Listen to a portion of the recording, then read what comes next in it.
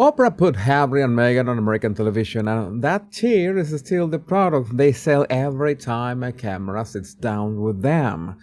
The papers now have her passing on a part two, and they would love another night in that room, and she's not booking it. Welcome back, my Royal Rogues. My name is Jesus Enrique Rosas. I'm the Royal Rogue. Let's get down to it. So, yeah, you remember 2021 because that clip still pays their rent in every interview they give. Oprah across the table, Meghan saying she was silenced, Harry talking about a family that could not leave. That is the tape they still cash. Oprah has been watching that tape again. Vanity Fair sat her down and played the zip lip gesture back to her, and she laughs at herself and says, I don't know where the hell that came from. Yeah, sure. Then she walks you through the line that went around the world. Were you silent or were you silenced? She wanted it clean. She did not want a later version where Meghan said, no, they would not let me talk. She says the sit down was postponed 3 times and ran over 3.5 hours, which is Oprah doing archive, not Oprah offering them the chair again. That's I want to be clear about that. Now, the Express has the other half, and it does not come out of her mouth. Harry and Meghan would love a part 2. An insider tells Rob Shooter because they have projects to push and they know a long interview still prints. So they hoped she might want a fresh chapter about healing.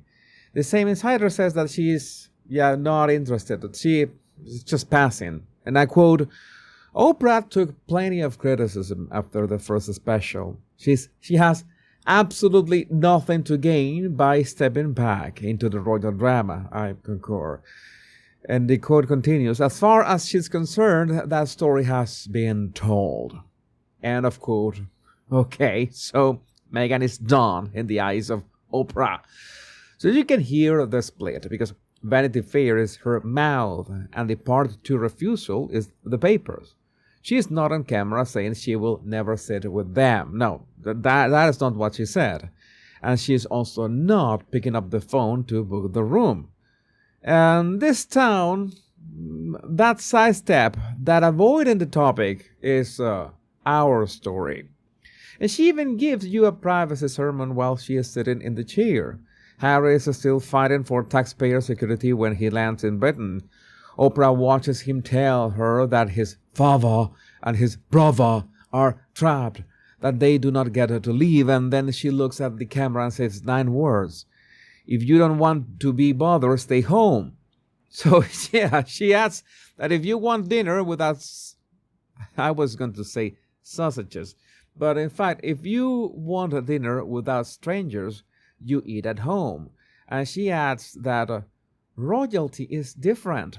You don't say. The papers heard a swipe. I hear a woman who already spent her goodwill on that first special and is not writing them a second check. So they still show up when she hosts a cause. They dialed into her book launch and talk about phones and children, and that is the version of Oprah they can still have, a remote window on a good night. What they cannot have is a 2-hour sit-down with a new list of palace sins. The woman who put them on American television has effectively moved on. The sausages are looking for someone else who will rent them the chair. Which brings us to the product that was supposed to sell without a second sit-down. As ever is fruit spread, tea, candles, and wine, and Netflix used to hold it up like proof the Montecito shop still printed money. Bella Bajaria stood up for the streamer and said that the line was selling out in record time. You remember that lie? Yeah, you remember that. Meghan said she was proud to put the brand on that deal, and the restock is not on the site. Newsweek has the July numbers, the final numbers, and they are uglier than we had reported before. 126,000 visits, the weakest month of 2026. So January sat at 268,000. July is about half of that. And the 6-month average is 176,000. So the drop has a floor now.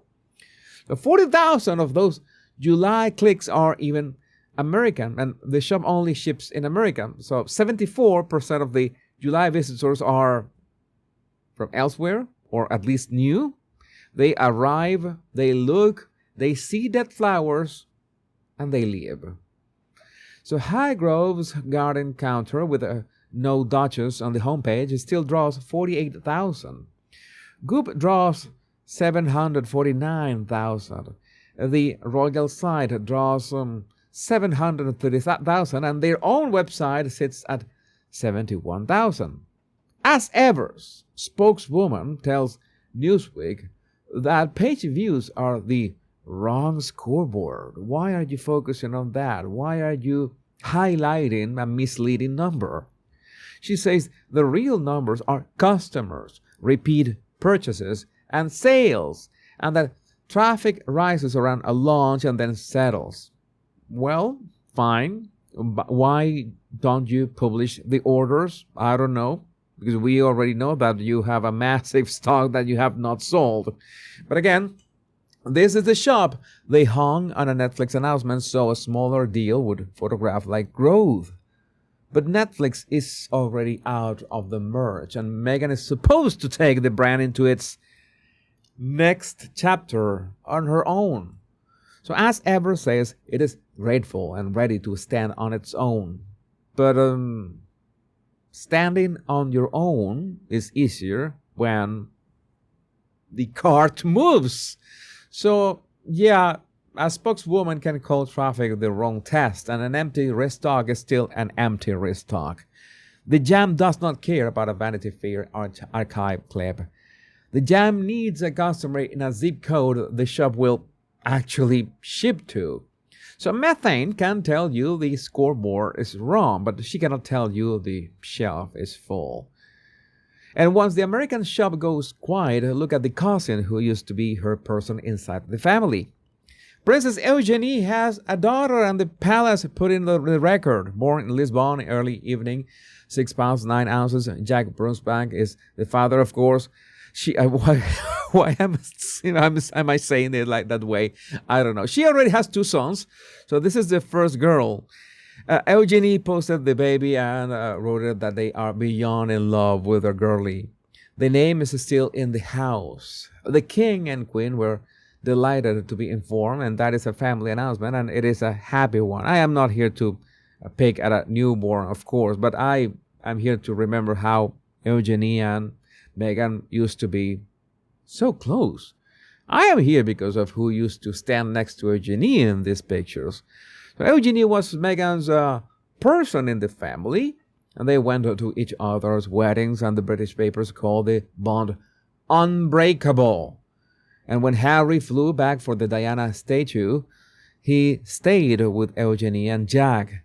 She was the cousin who still took the call after Montecito became a brand, and the one the tabs used when they needed to prove Meghan still had a friend with that title. So she sat on Meghan's 40 by 40 list of women. You remember that? Okay, yes, I do remember. Like a relative who had not hung up. So yeah, that friend has her first daughter. The photograph is Eugenie, Jack, and the baby, and the old pairing is not in the frame. So I am not going to invent a text the papers cannot print, and I am not going to turn a birth into a revenge plot. But the calendar is loud enough on its own. The palace post sits on Meghan's birthday. In protocol does not public candles on a non-working duchess.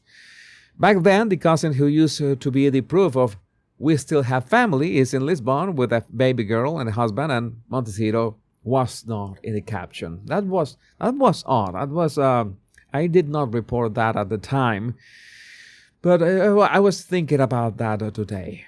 But again, let me know what you think about this in the comments. My name is Jesus Enrique Rosas. I'm the Royal Road. Much love and bliss.